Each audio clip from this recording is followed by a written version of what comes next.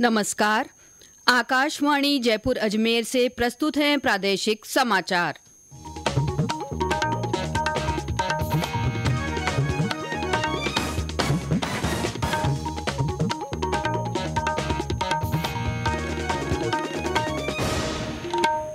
मुख्य समाचार। राज्यपाल हरिभाऊ किशन राव बागड़े ने कहा, राज्य के सभी विश्वविद्यालय अपनी नेक एक्रेडिंग के लिए तेजी से प्रयास करें। देश भर में आज जन्माष्टमी पर्व का उल्लास, विभिन्न कृष्ण मंदिरों में हो रहे हैं विशेष आयोजन। सामाजिक न्याय और अधिकारिता विभाग ने शिक्षण संस्थानों को लंबित आवेदन पत्रों का निस्तारण करने के दिए निर्देश। और प्रदेश में मानसूनी बारिश का दौर जारी, जयपुर, अजमेर और उदयपुर संभाग में आज कई स्थानों पर बरसात की संभावना।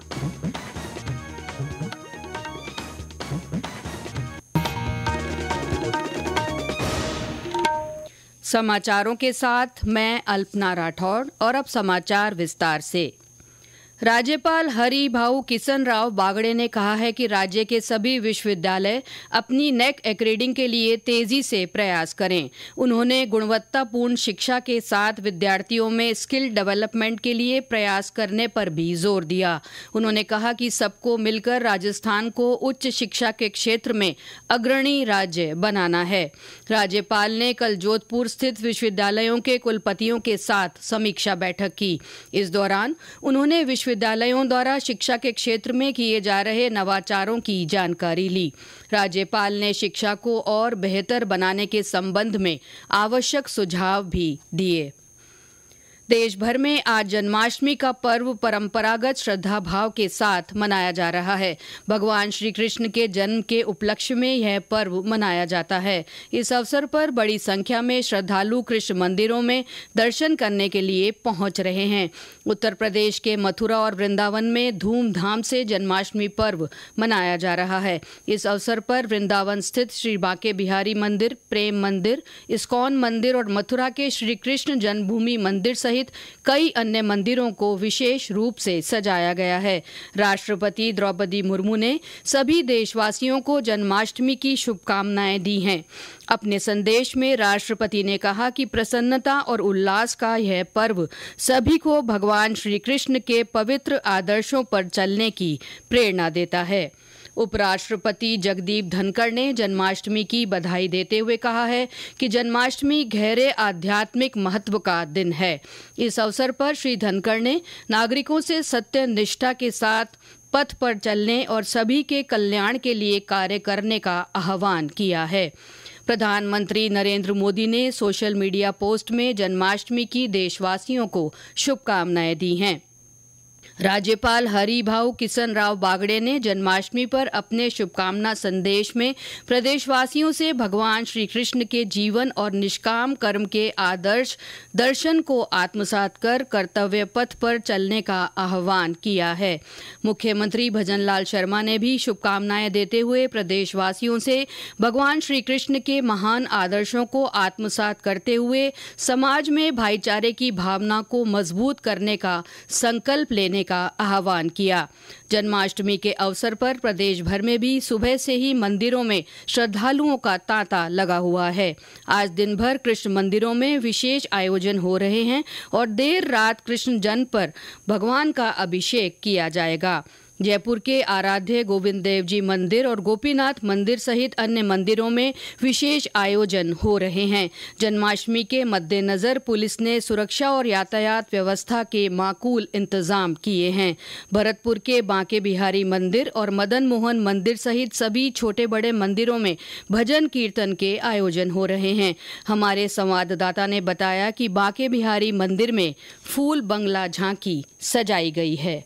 ब्रज क्षेत्र भरतपुर में कान्हा का जन्मोत्सव धार्मिक उल्लास के साथ मनाया जा रहा है।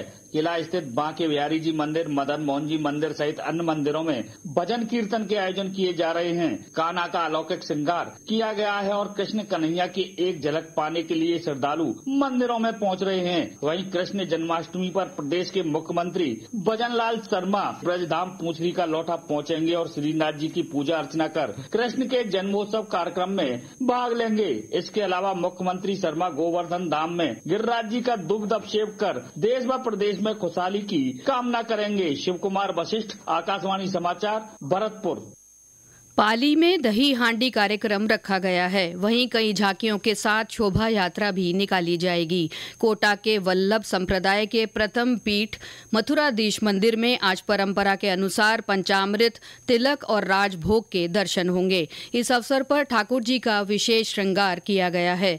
करौली के मुख्य मंदिर मदन मोहन मंदिर में विशेष आयोजन किए जा रहे हैं। और ब्यौरा हमारे संवाददाता से। करौली के प्रसिद्ध मदन मोहन जी मंदिर में श्रद्धालुओं का तांता लगा हुआ है। इस दौरान मदन मोहन जी मंदिर में विशेष आयोजन होते हैं। 5:30 बजे मंदिर के चौक में जन्माष्टमी का दरबार लगता है। उत्सव के रूप में दाढ़ी दाढ़िन द्वारा बधाई गायन और नृत्य गायन किया जाता है। नंद बाबा बने गोस्वामी उनको पारितोषिक प्रदान करते हैं। वहीं रात 12 बजे भगवान के जन्म के दर्शन होते हैं। मदन मोहन जी के जयकारों से वातावरण भक्ति में बन जाता है। हजारों की संख्या में आने वाले श्रद्धालुओं की सुरक्षा व्यवस्था को लेकर पुलिस प्रशासन और मंदिर ट्रस्ट प्रशासन द्वारा विभिन्न इंतजाम किए गए हैं। बांके बिहारी शर्मा, आकाशवाणी समाचार, करौली। बाड़मेर, कोटपुतली, बहरोड़, जालौर, अजमेर, सीकर, हनुमानगढ़ और भीलवाड़ा सहित अन्य स्थानों पर भी जन्माष्टमी पर विशेष कार्यक्रम रखे गए हैं। ये समाचार आकाशवाणी जयपुर अजमेर से प्रसारित किए जा रहे हैं। सामाजिक न्याय और अधिकारिता विभाग ने शिक्षण संस्थानों को छात्रवृत्ति योजना के समीक्षा करने के बाद लंबित आवेदन पत्रों का निस्तारण करने के निर्देश जारी किए हैं।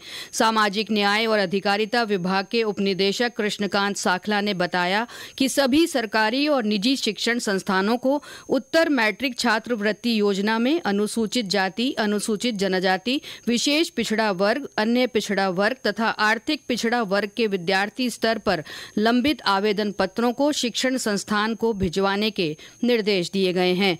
उन्होंने बताया कि शिक्षण संस्थान अपने स्तर पर लंबित आवेदन पत्रों की जांच कर 2 दिन में जिला अधिकारी जयपुर ग्रामीण को भेजें ताकि आवेदन पत्रों की जांच कर विद्यार्थियों को छात्रवृत्ति का भुगतान किया जा सके। The institute of company secretaries of India ने सीएस प्रोफेशनल का परीक्षा परिणाम घोषित कर दिया है। सीएस फाइनल परीक्षा में जोधपुर की इशिका ने देश भर में टॉप किया है। आईसीएसआई जोधपुर चैप्टर की अध्यक्ष सीएस पूनम वर्मा ने बताया कि प्रोफेशनल प्रोग्राम के मॉड्यूल फर्स्ट में 31.13% अभ्यर्थी, मॉड्यूल सेकंड में 30.16% और मॉड्यूल थर्ड में 32.18% अभ्यर्थी उत्तीर्ण हुए हैं। और अब मौसम। प्रदेश में कई स्थानों पर मानसूनी बारिश का दौर जारी है। पिछले 24 घंटों में विभिन्न स्थानों पर हल्की से मध्यम और कुछ स्थानों पर भारी बारिश दर्ज की गई। राजधानी जयपुर में सुबह से ही बादल छाए हुए हैं और कई जगह बूंदाबांदी हुई। अजमेर में कल से बारिश का दौर बना हुआ है। इससे निचले इलाकों में पानी भर गया है, जिससे आम जनजीवन प्रभावित हो रहा है। करौली में हो रही बरसात के कारण बांधों में पानी की अच्छी आवक हो रही है। इसके चलते आज पांचना बांध के 2 गेट खोलकर पानी की निकासी की जा रही है। सवाई माधोपुर में भी कई स्थानों पर हल्की से मध्यम बारिश का दौर जारी है। हमारे संवाददाता ने बताया कि बारिश के कारण नदी नाले उफान पर हैं। बांधों में पानी की आवक लगातार बनी हुई है। जिले के खिरनी, बौली, चौथ का बरवाड़ा सहित अनेक स्थानों पर हल्की और मध्यम बरसात का दौर जारी रहने से नदी नाले उफान पे आने के बाद बांधों में पानी की आवक बनी हुई है। जिले का सूरवाल बांध भी कल लबालब भरने के बाद चादर चलने लगी है। चौथ का बरवाड़ा स्थित चौथ माता सरोवर भी छलक गया और चादर चलने लगी है। मोरेल और बनास नदी में लगातार पानी की आवक से अनेक मार्ग अवरुद्ध हैं, लेकिन बांधों के छलकने से लोगों, खासकर किसानों में खुशी की लहर देखी जा रही है। सतीश वर्मा, आकाशवाणी समाचार, सवाई माधोपुर।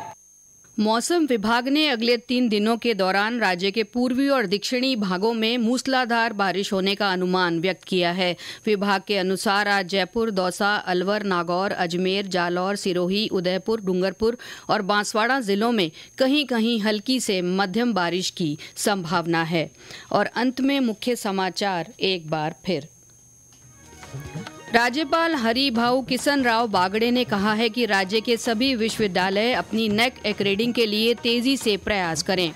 देश भर में आज जन्माष्टमी पर्व का उल्लास है। विभिन्न कृष्ण मंदिरों में विशेष आयोजन हो रहे हैं। सामाजिक न्याय और अधिकारिता विभाग ने शिक्षण संस्थानों को लंबित आवेदन पत्रों का निस्तारण करने के निर्देश दिए हैं और प्रदेश में मानसूनी बारिश का दौर जारी है। जयपुर, अजमेर और उदयपुर संभाग में आज कई स्थानों पर बरसात की संभावना है। इसके साथ ही प्रादेशिक समाचार बुलेटिन समाप्त हुआ। नमस्कार।